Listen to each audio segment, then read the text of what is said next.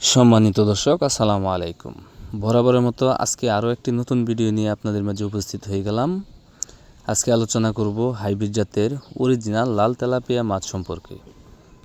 আপনারা যারা original hybrid জাতের লাল সোনালী তেলাপিয়া মাছের পোনা খুঁজতেছেন, তারা চাইলে আমাদের ভিডিও স্ক্রিনে দেওয়া নম্বরে সরাসরি কল করতে পারেন। কেননা আমরা এই সোনালী কালার তেলাপিয়া মাছের পোনাগুলো সারা বাংলাদেশেই হোম ডেলিভারির মাধ্যমে বিক্রয় করে থাকি, অথবা আপনারা নিজেও এসে আমাদের হ্যাচারি থেকে এই লাল তেলাপিয়া মাছের পোনাগুলো সংগ্রহ করতে পারবেন।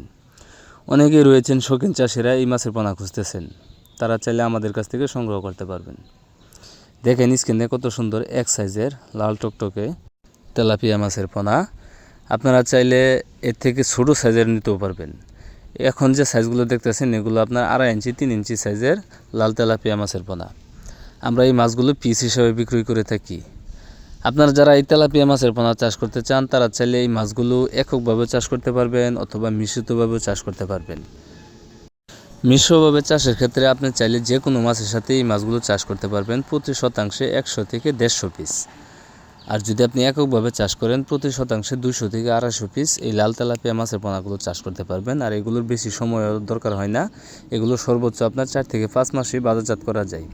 এবং কি এই মাছগুলো দেখতেও যেরকম সুন্দর, আপনার খেতেও খুবই সুস্বাদু, বাজার চাহিদাও বেশ ভালো। আপনি ভালো একটি মূল্যে এই মাছগুলো বিক্রি করতে পারবেন।